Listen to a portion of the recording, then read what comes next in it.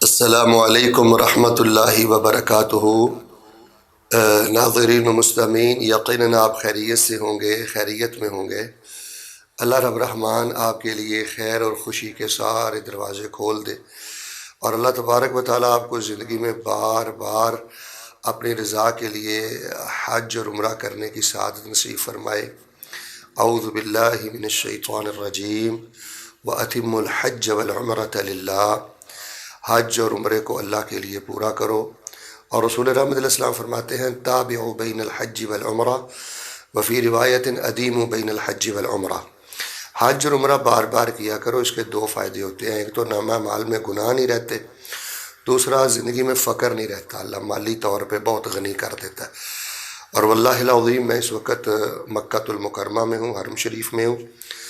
میں نے تجربہ کیا ہے کہ اللہ تبارک و تعالیٰ حقیقی طور پہ بندے کو مالدار کر دیتا ہے جو بار بار حج اور عمرے کرتا رہتا ہے۔ رب نے اگر وسائل دیے ہیں تو بار بار حج عمرے کیا کرو، لوگوں کی طرف نہ دیکھا کرو کہ لوگ کیا کہیں گے۔ اکثر لوگ صرف حسد کر سکتے ہیں، مذاق اڑا سکتے ہیں، ساڑ نکال سکتے ہیں۔ تو اگر کوئی حسد کرے، ساڑ نکالے یا کوئی منہ اٹھا کے باتیں کرے تو ان باتوں کی وجہ سے اتنی بڑی سعادت سے محروم نہ ہوا کریں۔ نفع کا مالک اللہ ہے، نقصان کا مالک اللہ ہے۔ توکل علی اللہ کیا کریں، خود بھی آئیں، بچوں کو بھی لے کے آئیں، اور جو لوگ حج عمرہ کرنا چاہتے ہیں ان کی مساعدت بھی کریں، ان کے ساتھ تعاون بھی کریں۔ اللہ تبارک و تعالی ہم سب کو حرمین شریفین کا راہی بنائے، آمین ثم آمین۔ آج اللہ تبارک و تعالیٰ کی توفیق سے میں نے نہایت ہی اختصار کے ساتھ ایک تو عمرے پر آنے کا طریقہ بیان کرنا ہے کہ اگر آپ پاکستان سے یا دیگر ممالک سے حرم مکی میں، حرم مدنی میں آنا چاہتے ہیں تو اس کا آسان طریقہ کیا ہے، پھر عمرہ پہنچ کر کرنے کا میں نے آپ کو آسان طریقہ انشاءاللہ بتلانا ہے، تو آپ ذرا میرے ساتھ رہیے گا۔ سب سے پہلی بات یہ ہے کہ دیکھیں، اللہ تبارک و تعالیٰ سے دعائیں بہت زیادہ کرتے رہیں۔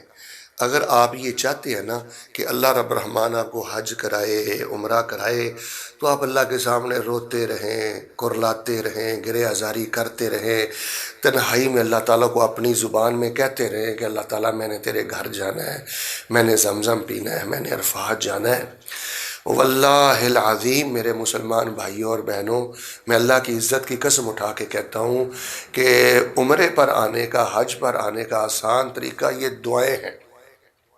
رو رو کے دعائیں کریں، انشاءاللہ اسباب اللہ پیدا کرے گا۔ دعائیں کریں بھی، میری طرف دیکھیں، اور دعائیں کروائیں بھی۔ جس کو آپ نیک سمجھتے ہیں نا، آپ اس کو کہتے رہیں جی میرے لیے دعا کر دو۔ میں نے اپنی زندگی میں واللہ العظیم ماشاءاللہ دعا میں بڑی طاقت دیکھی ہے، بڑی خیر دیکھی ہے، تو آپ کو پریشان ہونے کی ضرورت نہیں ہے۔ دعائیں بس جاری رکھیں، یہ ضائع نہیں جائیں گی۔ اور دوسری بات یہ ہے کہ رزق حلال میں سے آنے کی کوشش کریں۔ یہ جو رشوت کے پیسے ہوتے ہیں، حرام کے پیسے ہوتے ہیں، فراڈ کے پیسے ہوتے ہیں، یہ بہنوں کا حق وغیرہ دبایا ہوتا ہے، وہ پیسے ہوتے ہیں، تو ایسے ناپاک پیسوں سے اتنا پاک سفر کرنا یہ بڑی خطرے والی بات ہے، یہ بہت خطرے والی بات ہے۔ تو باقی انشاءاللہ الرحمن اللہ آپ کی التجائیں، دعائیں کبھی ضائع نہیں جانے دے گا۔ ایسے لوگ اللہ زندگی میں کھڑے کر دے گا، ایسے اسباب اللہ پیدا کر دے گا کہ من حیث لا یحتسب، آپ تصور بھی نہیں کر سکتے ہوں گے کہ اللہ اتنی آسانیاں بھی کرتا ہے۔ تو بہر صورت جب اللہ تعالیٰ آپ کے لیے اس سفر کی آسانی کر دے تو پھر آپ نے ایسے کرنا ہے جی، ایک تو رزق حلال سے سفر کا آغاز کرنا ہے۔ تو باقی چونکہ زیادہ احباب پاکستانی اس کو سنیں گے تو میں پاکستانی حالات و واقعات کو سامنے رکھ کر اب آپ کو مختصر مکمل عمرے کا طریقہ بتلاتا ہوں۔ بعض احباب کو میں نے دیکھا ہے کہ وہ سنت کا التزام نہیں کرتے، من مانیاں اور آسانیاں لینے کی بہت کوشش کرتے ہیں، چاہے اجر ہی کھوٹا ہو جائے۔ اب کئی لوگوں کو میں نے دیکھا ہے، وہ پاکستان سے آتے ہیں، میقات کراس کرتے ہیں، مکے میں داخل ہو جاتے ہیں عام کپڑوں میں، ایک دن دو دن آرام کرتے ہیں، پھر عائشہ مسجد سے احرام باندھ کے آ کے عمرہ کرتے ہیں۔ بھائیو یہ بالکل درست نہیں ہے، یہ بالکل درست نہیں ہے۔ اگر آپ عمرے کے نیت سے آئے ہیں، عمرہ ہی کرنا چاہتے ہیں، تو پھر آپ نے میقات کیوں کراس کیا ہے؟ آپ نے اپنی منمانی کیوں کی ہے؟ رسول اللہ صلی اللہ علیہ وسلم کا بتلایا طریقہ آپ کو پسند نہیں ہے تو ایسا ہرگز نہیں کرنا چاہیے۔ تو آپ ایسے کریں جی، بسم اللہ پڑھ کے ایئرپورٹ پہ تشریف لائیں، وہاں غسل کا اہتمام موجود ہے، جب آپ عمرے کا احرام باندھنا چاہیں تو غسل کر لینا، یہ مستحب ہے، سنت ہے، تو آپ غسل کر لیں، اور بے شک اب غسل کر کے احرام وہیں پہ باندھ لیں ایئرپورٹ پر۔ ویسے تو جہاز پر جب آپ ہوتے ہیں اور جہاز لینڈ کے قریب ہوتا ہے تو تھوڑی دیر پہلے جب وہ میقات سے گزرتا ہے تو باقاعدہ اعلان ہوتا ہے کہ عمرے والے حضرات احرام باندھ لیں اور نیت کر لیں، لیکن چونکہ وہاں جہاز میں جگہ تھوڑی ہوتی ہے اور ہر بندے کے لیے اور بالخصوص بزرگوں کے لیے ایسا ممکن نہیں ہوتا، تو آپ اگر احرام کی نیت سے گھر سے بھی غسل کر کے آ جاتے ہیں تو انشاءاللہ کوئی حرج نہیں۔ باقی ایئرپورٹ پہ بھی انتظام ہے، وہاں پہ آپ غسل کریں، اور غسل کرنے کے بعد آپ اپنے جسم کو خوشبو لگائیں، اور اس کے بعد آپ احرام پہن لیں، اور احرام پہننے کے بعد اگر وہاں ایئرپورٹ پہ ظہر یا عصر کی نماز کا ٹائم ہے تو آپ فرض ادا کریں، اور کان کھول کے سن لیں کہ الگ سے احرام کے کوئی نوافل نہیں ہے، نہ 2 ہیں نہ 4 ہیں۔ احادیث میں الگ سے حرام کے نوافل رسول اللہ صلی اللہ علیہ وسلم سے ثابت نہیں ہے۔ پھر آپ ایئرپورٹ پہ بیٹھے ہیں، اپنے جہاز میں بیٹھے، اور جب آپ بالکل جدہ کے قریب ہوں، اعلان ہو جائے تو آپ اللہم لبیک عمرۃ کہہ دیں، اس وقت پھر احرام کی ساری پابندیاں شروع ہو جائیں گی۔ اور اگر آپ لاہور ایئرپورٹ پر بھی ایسے کہہ دیتے ہیں اللہم لبیک عمرۃ، اور آپ سوئے رہے اور میقات سے گزر گئے تو انشاءاللہ اس میں کوئی حرج والی بات نہیں ہے۔ تو باقی آپ میقات گزرنے کے بعد تلبیہ پکارنا شروع کر دیں، احرام والی پابندیاں آپ کی ساری شروع ہو گئی ہیں۔ ویسے اگر جب آپ ایئرپورٹ پہ احرام باندھیں یا آپ کے لیے آسانی ہو جب میقات سے آپ نیت کریں تو کوشش کر کے تھوڑا سا قبلہ رخ ہو کر اگر آپ سبحان اللہ والحمدللہ اللہ اکبر پڑھ لیں تو یہ بہت بہتر ہے، تو اس کے ساتھ آپ نیت بھی کر لیں۔ باقی آپ تلبیہ پڑھتے رہیں، لبیک اللہم لبیک لبیک لا شریک لک لبیک ان الحمد والنعمت لک والملک لا شریک لک، اللہ میں حاضر، میں حاضر، اللہ میں حاضر، تیرا کوئی شریک نہیں ہے، اللہ نعمتیں بھی تیری عطا کی ہوئی ہیں اور بادشاہی بھی تیری ہے، اللہ تیرا کوئی شریک نہیں ہے۔ یہ جو تلبیہ ہے یہ اصل میں نغمہ توحید ہے۔ تو یہ جو لوگ قبروں پہ سجدے کرتے ہیں، بابوں کو سجدے کرتے ہیں، شرک کی غلاظتیں جن کے ساتھ ہوتی ہیں، تو ان کو بالکل سب سے پہلے شرک سے توبہ کرنی چاہیے۔ اور آپ یہ بات ذہن میں رکھ لیں، اس سفر میں جو ریڑھ کی ہڈی ہے نا وہ 4 چیزیں ہیں: عقیدہ توحید اور اتباع سنت۔ آپ نے اپنے آپ کو تھکانا نہیں، سنت کے مطابق آپ نے سارے کام کرنے ہیں۔ سنت پہ چلو گے، اس میں آسانی بھی ہے اور اس میں اجر بھی ہے۔ اور دوسری بات یہ ہے، دیکھیں یہ کوئی سفر مشقت نہیں، گو کہ اس میں تھوڑی سی انسان کو ہمت تو کرنا پڑتی ہے، لیکن یہ سفر محبت ہے بھائی، یہ سفر محبت ہے، یہ سفر تولل ہے، یہ پیار محبت کا سفر ہے اللہ پاک کے گھر کی طرف۔ تو بالکل عقیدہ توحید کی غیرت، اتباع سنت اور اللہ تبارک و تعالیٰ کی محبت اور تذلل اور عاجزی، ان زیورات کے ساتھ آپ پھر مکہ شہر میں داخل ہوں۔ تلبیہ پڑھتے رہیں، کوشش کریں کم از کم احرام کی حالت میں موبائل کی جان چھوڑ دیں، اور سیلفیاں لینے والی یہ جو حرکت ہے یہ بالکل عمل باطل کر دینے والی حرکت بھی ہے ایک حد تک۔ یہ جو تصویر العبادات ہے یہ بہت بڑا فتنہ ہے، تو اپنے آپ کو اوپن کرنے سے بچائیں۔ آپ لوگوں کو دکھانے کے لیے یہاں آئے ہیں یا اللہ کو خوش کرنے کے لیے آئے ہیں؟ کم از کم عبادات کو تو سیلفیوں سے پاک کریں، تصویروں سے پاک کریں۔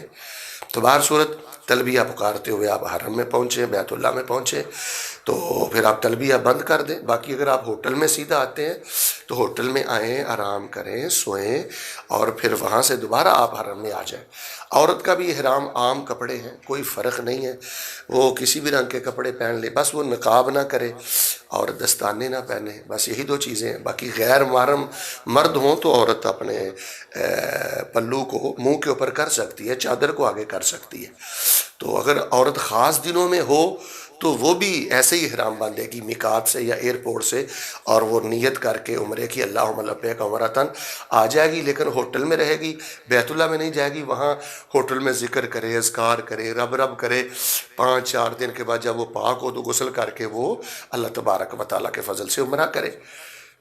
بعض خواتین ایام مخصوصہ میں جب آ جاتی ہیں، ادھر سے ٹکٹ ہوتی ہے تو وہ ٹکٹ کینسل کروانے کے چکروں میں پڑ جاتے ہیں۔ ان چیزوں کی ضرورت نہیں، دین بڑا آسان ہے۔ تو جب آپ حرم شریف میں پہنچیں جی، تلبیہ چھوڑیں اور کوشش کریں اپنے دائیں کندھے کو ننگا کریں، اس کو استباء کہتے ہیں۔ دائیں کندھے کو ننگا کرتے ہوئے، دایاں پاؤں بیت اللہ کے دروازے میں رکھتے ہوئے اللہم افتح لی ابواب رحمتک کا پڑھتے ہوئے سیدھے مطاف میں چڑھے جائیں۔ اگر نماز کا ٹائم تو فرض نماز پڑھیں، تحیۃ المسجد پڑھنے کی ضرورت نہیں ہے، اور جا کر بالکل آپ حجر اسود کے سامنے کھڑے ہو کے، حجر اسود آپ کی بائیں جانب ہوگا، وہاں سے آپ اپنے طواف کا آغاز کریں۔ مرد حضرات جو ہیں وہ دایاں کندھا ننگا رکھیں گے اور وہ پہلے 3 چکروں میں رمل کریں گے، یعنی تھوڑا سا تیز دوڑیں گے، اور اگر رش زیادہ ہو تو پھر بس تھوڑا سا ہمت سے چلتے رہیں، دوڑنے کی ضرورت نہیں ہے۔ رش نہ ہو تو بوسہ دیں حجر اسود کو، اگر رش زیادہ ہو ہاتھ لگ جائے دایاں تو ایسے ہاتھ لگا کے ہاتھ کو چوم لیں، اگر کوئی لاٹھی یا کپڑا ہے وہ لگ جائے تو اس کو چوم لیں۔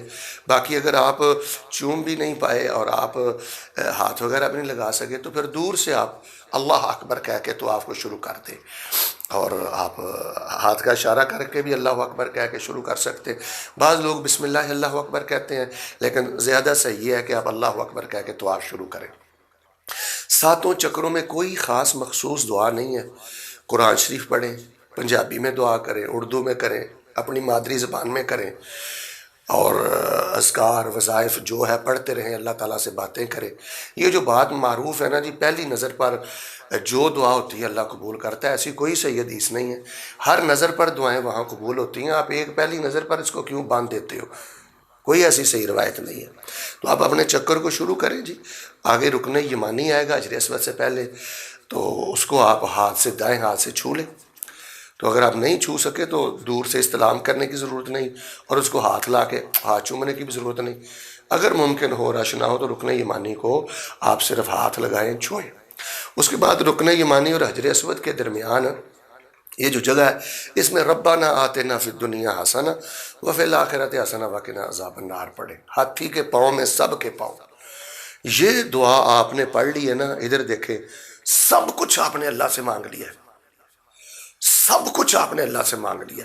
اولاد مانگ لی، صحت مانگ لی، رزق مانگ لیا، کاروبار مانگ لیا، شفا مانگ لی، دنیا کا ہر خزانہ آپ نے مانگ لیا، جنت مانگ لی، جہنم سے آپ نے بچاؤ مانگ لیا۔ اور بعض روایات میں آتا ہے، شاید کہ ابن عباس سے میں نے پڑھا ہے صحیح سن سے، کہ رکن یمانی اور حجر اسود کے درمیان جب بندہ کہتا ہے نا ربنا آتنا فی الدنیا حسنہ وفی الآخرۃ حسنہ وقنا عذاب النار، تو فرشتے اس پر آمین کہتے ہیں، فرشتے اس پر آمین کہتے ہیں۔ تو یہ بڑی شاندار دعا ہے۔ پھر اب جب آپ حجر اسود کے سامنے آئیں تو آپ کا ایک چکر مکمل ہے، تو بوسہ ہو تو بوسہ لے لیں، ہاتھ لگ جائے تو اس کو چوم لیں، نہیں تو اللہ اکبر کہہ کے ہاتھ کا اشارہ کر کے آپ دوسرا چکر شروع کریں۔ اسی طرح آپ اپنے 7 چکروں کو مکمل کریں گے۔ جب آپ کا 7واں چکر مکمل ہو تو پھر اللہ اکبر کہنے کی یا ہاتھ اٹھانے کی ضرورت نہیں، اب آپ کا طواف مکمل ہو گیا ہے۔ رش نہیں ہے تو آپ مقام ابراہیم کے سامنے 2 نفل رکعت نماز پڑھیں گے، پہلی میں سورۃ الکافرون پڑھیں، دوسری میں قل هو اللہ احد پڑھیں۔ لیکن یہ تھوڑا سا ذہن میں رکھ لیں کہ میں کس جگہ پہ کھڑا ہوں۔ آپ مقام ابراہیم پہ کھڑے ہو کے خود کو یہ کہیں کہ میرے کرتوت ابراہیم جیسے ہیں، میری وفا ابراہیم جیسی ہے، میرا کردار ابراہیم جیسا ہے علیہ السلام، کیا ان کی طرح میں بھی اللہ تعالیٰ کے دین کے لیے سب کو چھوڑ دوں گا؟ اگر یہ جذبات نہیں ہے تو پھر ایک رسمی کارروائی سے فرض تو پورا ہو جائے گا، شوق تو آپ کا اتر جائے گا، لیکن حقیقی روح آپ کو نہیں ملے گی۔ دوران طواف بھی کوشش کریں، اللہ کا واسطہ ہے، موبائل کی جان چھوڑ دیں، سیلفیوں کی جان چھوڑ دیں۔ 2 رکعتیں پڑھنے کے بعد آپ زمزم نوش کریں، اور صفا مروہ کی سعی سے پہلے اگر آپ کو پھر حجر اسود کے بوسے کا موقع مل جائے یا ہاتھ سے چھونے کا موقع مل جائے تو بڑی اچھی بات ہے، لیکن اگر رش ہو تو کوئی بات نہیں، آپ صفا مروہ کی سعی کے لیے چلے جائیں، بالکل سامنے رستہ موجود ہے، آپ کو نظر آ جائے گا۔ باقی جب آپ نے مقام ابراہیم پہ 2 رکعتیں پڑھنی ہے نا، تو اس وقت آپ نے اپنا وہ جو کندھا ہے نا دایاں، اس کو آپ نے ڈھانپ لینا ہے، ٹھیک ہے؟ اس کے بعد آپ صفا پہاڑی پہ جائیں، تو وہاں جا کر اعوذ باللہ من الشیطان الرجیم، ان الصفا والمروۃ من شعائر اللہ فمن حج البیت او اعتمر فلا جناح علیہ ان یطوف بہما ومن تطوع خیرا فان اللہ شاکر علیم ابدأ بما بدأ اللہ۔ یہ آیت پڑھیں اور یہ حدیث کا ٹکڑا پڑھیں، پھر کوشش کریں کہ کعبہ نظر آتا ہے وہاں سے، ویسے کعبہ کی طرف کھڑے ہو کے 3 دفعہ کہیں اللہ اکبر، اللہ اکبر، اللہ اکبر۔ یہ ذہن میں رکھیں کہ میں چھوٹا ہوں، میرا اللہ بڑا ہے۔ پھر 3 دفعہ یہ کہیں لا الہ الا اللہ وحدہ لا شریک لہ لہ الملک ولہ الحمد وہو علی کل شیء قدیر، لا الہ الا اللہ وحدہ انجز وعدہ ونصر عبدہ وہزم الاحزاب وحدہ۔ اللہ تیرا کوئی شریک نہیں، تعریف تیری ہے، بادشاہی تیری ہے، تو ہر چیز پہ قادر ہے، تیرے سوا کوئی معبود نہیں۔ اللہ تو نے وعدہ سچا کر دیا، اپنے بندے کی مدد کر دی محمد صلی اللہ علیہ وسلم کی، اور تو اکیلے نے اللہ سارے لشکروں کو شکست دے دی۔ جب آپ صفا پہ کھڑے ہوں تو وہ گھڑی بھی یاد کر لیں کہ جب رسول اللہ نے صفا پر اللہ کے دین کی طرف بلایا تھا تو قریش مکہ نے آپ سے کیا سلوک کیا تھا، کیا بد دعائیں دی تھی، کیسا حوصلہ شکن انہوں نے رسول اللہ صلی اللہ علیہ وسلم کے ساتھ رویہ کیا تھا۔ جب آپ کے دل میں یہ احساسات ہوں گے نا جی، یہ روحانی چیزیں، تو آپ کو بڑا مزہ آئے گا۔ تو بہر صورت صفا سے مروہ تک آپ کا پہلا چکر ہے، مروہ سے صفا تک یہ دوسرا چکر ہے، 7 چکر یہ مروہ پر آپ کے پورے ہو جائیں گے جا کے۔ رستے میں کوئی خاص مسنون دعا نہیں ہے، قرآن پڑھیں، ذکر کریں، رب رب کریں۔ باقی جو علامین اخضرین یعنی 2 سبز آپ کو لائٹیں نظر آئیں گی نا، اس کے درمیان مردوں نے ذرا تیز دوڑنا ہے۔ تو باقی شہد کے ابن عباس اور ابن عمر سے، مصنف ابن ابی شیبہ میں صحیح سند سے ہے، رب اغفر ورحم انک انت العز الاکرم، رب اغفر ورحم انک انت العز الاکرم، اللہ معاف کر دے، رحم کر دے، تو بڑی عزت والا اور بڑی بزرگی والا اور بڑے غلبے والا۔ یہ پڑھیں، باقی آپ قرآن پڑھیں، ذکر پڑھیں، اور جب آپ مروہ پہ جائیں وہاں بھی قبلہ رخ ہو کر 3 دفعہ اللہ اکبر اور 3 دفعہ لا الہ الا اللہ وحدہ لا شریک لہ لہ الملک ولہ الحمد وہو علی کل شیء قدیر، لا الہ الا اللہ وحدہ انجز وعدہ ونصر عبدہ وہزم الاحزاب وحدہ۔ یہ آپ پڑھیں۔ مروہ پہ 7 چکر آپ کے پورے ہو جائیں گے۔ 7ویں چکر کے بعد وہاں کھڑے ہو کے دعائیں کرنے کی ضرورت نہیں ہے، وہاں سے نکلیں اور حلق کروائیں، ٹنڈ کروا لیں، اور اگر آپ حلق نہیں کروانا چاہتے تو کٹنگ کروا لیں، کٹنگ سے بھی انشاءاللہ آپ کو پورا اجر ملے گا۔ لیکن اگر آپ حلق کروائیں گے تو یہ گنجا ہونا بھی عبادت ہے، تذلل ہے، عاجزی ہے، کہ بندہ اللہ کے گھر کے چکر لگا کے صفا مروہ کی سعی کر کے بے بس ہو کے بچ کے رو کے پھر اپنے آپ کو اللہ کے سامنے گنجا کر دیتا، اللہ میری کوئی اوقات نہیں، میری کوئی کرتوت نہیں، نئے بال، نئی زندگی۔ عمرہ وہ ہے جو عمر بدل دے۔ تو اگر وہی طور طریقے ہیں کہ حلق کے بعد آپ وہاں رہ کے وہی فیس بک پہ غلاظتیں دیکھتے ہیں، وہی جھوٹ بولتے ہیں، وہی سود کے دھندے کرتے ہیں، اور کئی تو بدبخت ایسے ہیں جو فلم انڈسٹری سے آتے ہیں اور یہاں دعائیں کرتے ہیں اللہ تعالیٰ پاکستان میں فلم انڈسٹری کو ترقی نصیب فرما، سٹیج ڈراموں کی ترقی کے لیے دعا کرتے ہیں بعض گلوکار، اداکار، فنکار۔ تو ان فحاشی پسند لوگوں کو ہم کہیں گے کہ یار اللہ سے ڈر جاؤ، ان حرمت والی جگہوں کو کیوں تماشا بناتے ہو؟ احرام کی حالت میں ایسی غلیظ دعائیں کیوں کرتے ہو؟ یہ بھی ویسے آپ لوگوں نے معروف کر رکھا ہے کہ یہاں پر وہی آتا ہے جس کو اللہ بلاتا ہے، ایسی بات بھی نہیں۔ اللہ تعالیٰ زبردستی تو کسی کو نہیں روکتا۔ اب ایک بندہ بہن کا مال کھا کے، حرام کھا کے، سود کھا کے، اور کوئی جج یا پولیس افسر یا دنیا دار رشوت کے پیسے لے کے یہاں آ جاتا ہے تو اللہ نے اس کو زبردستی تو نہیں روکنا۔ کیا کہیں گے؟ اس کو اللہ لے کے آیا۔ مجھے آپ بتائیں، جو بہن کا حق مار کے یہاں آیا اس کو اللہ لے کے آیا؟ اللہ اس کو لاتا تو حق حلال کی اس کو توفیق ہوتی۔ تو اس طرح کی مبالغہ امیز باتیں بھی نہ کیا کرے۔ عمرہ وہ ہے جو عمر بدل دے، جو زندگی بدل دے، حرام زندگی سے نکل جائے، بندہ فرائض کا پابند ہو جائے اور سنن نوافل کی محبت پیدا ہو جائے۔ اگر یہ چیزیں نہیں ہیں تو پھر آپ کے عمرے پر بھی ایک بہت بڑا سوالیہ نشان ہے۔ باقی ربنا تقبل منا انک انت السمیع العلیم وتب علینا انک انت التواب الرحیم، یہ دعائیں وغیرہ آپ کثرت کے ساتھ پڑھتے رہیں۔ باقی بہترین طریقہ یہ ہے کہ آپ پاکستان سے آئے ہیں، ایک آتے عمرہ کریں، پھر مدینے چلے جائیں، پھر وہاں سے بیر علی سے، ذوالحلیفہ سے احرام باندھ کے ایک دوسرا عمرہ کر لیں۔ یہ 2 عمرے کافی ہیں۔ بار بار مسجد ایسا جانا یا بار بار ہوٹل سے احرام باندھ کے عمرے کرنا، واللہ تبارک و تعالی عالم، یہ طریقے سنت سے ثابت نہیں ہیں۔ ہمارے بعض علماء کرام اس کو جائز تو رکھتے ہیں، لیکن بعض کبار علماء کرام بالکل اس کو جائز قرار نہیں دیتے۔ تو زیادہ عمرے کرنے کی بجائے اور لوگوں کو بتانے کی بجائے کہ 35 ہو گئے نے، 36 ہو گئے نے، 17 ہو گئے نے، 18 ہو گئے نے، کوشش کریں حرم میں زیادہ بیٹھے، وقوف کریں۔ آدھ گھنٹے کا رکوع کریں، 21 دن آپ رہے ہیں اور آپ نے 21 منٹ کا ایک سجدہ نہیں کیا، کیا پرابلم ہے؟ آپ 28 دن رہے ہیں اور 28 دنوں میں آپ کے پاس نفلوں میں 28 منٹ کا ایک قیام بھی نہیں ہے، وائی کیوں؟ اصل میں نا انسان آنا جانا پھرنا ترنا بتانا اوپن کرنا یہ چیزیں پسند کرتا ہے، اور جب تنہائی میں کوئی عبادت میں تھوڑی سی مشقت کرنا پڑتی ہے تو پھر بندے کی جان نکلتی ہے۔ تو بہر صورت میں نے بڑے ہی اختصار سے آپ سے ضروری باتیں کر دی ہیں، تو کوشش یہ کریں جوان بچیاں عورتیں اکیلی عمرے پہ نہ آئیں، ورک ویزے پر بھی نہ آئیں، آپ پر کوئی جمرہ فرض نہیں ہے۔ ہاں اگر کوئی عورت عمر رسیدہ ہے تو وہ قافلے کے ساتھ آ سکتی ہے، باقی جب تک آپ احرام کی حالت میں ہوں تو آپ خوشبو نہیں لگا سکتے، بال نہیں کاٹ سکتے، نکاح نہیں کر سکتے، نکاح نہیں کروا سکتے، شکار نہیں کر سکتے۔ باقی مکہ مدینے میں کوشش کریں جو قانون ہے ان کی پابندی کریں، گری ہوئی چیز کوئی نہ اٹھائیں، کیمرے آپ کو دیکھ رہے ہوتے ہیں ورنہ آپ کے ساتھ کوئی بھی ناخوشگوار واقعہ پیش آ سکتا ہے۔ آخر میں نے بہت دل خراش آپ سے دو باتیں کرنی ہیں، دل میرا بڑا غمگین ہے۔ ایک تو وہ ایجنٹ حضرات کہ جو بتلاتے کچھ ہیں اور نکلتا کچھ ہے، جھوٹ بولتے ہیں اللہ تعالیٰ کے مہمانوں کے ساتھ۔ میں یہ سمجھتا ہوں کہ ان کی یہ جو حرکت ہے نا یہ چوری ڈکیتی سے زیادہ بدتر ہے۔ اللہ سے ڈر جائیں، قولوا قولا سدیدا، صاف ستھری سیدھی بات کرو، بد دعائیں نہ لیا کرو، حاجیوں کی بد دعائیں نہ لیا کرو، عمرہ کرنے والوں کی، بھیک مانگ لو، قرضے اٹھا لو، لیکن اللہ کے مہمانوں کو ذلیل نہ کرو۔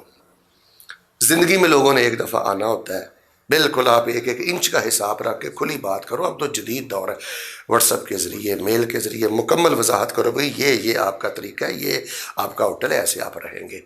اس سے اللہ آپ کو برکت بھی دے گا، خیر بھی دے گا، اور آپ کو دعائیں بھی ملیں گی۔ بڑا ظلم کرتے ہیں بعض ایجنٹ حضرات، بڑا جھوٹ بولتے ہیں، یہاں دیکھا گیا ہے، اللہ ہدایت دے۔ دوسری بات ہے کہ کئی عورتیں یہاں آ کر وزٹ ویزے پر یا عمرے پہ آ کے بھیک مانگتی ہیں، مرد بھیک مانگتے ہیں۔ اور بابا چھوڑ دو پاکستان کو، اتنا بدنام کر لیا، ابھی آپ سیر نہیں ہوئے، کم از کم حرم میں تو کو پاکستان کی عزت رہنے دو۔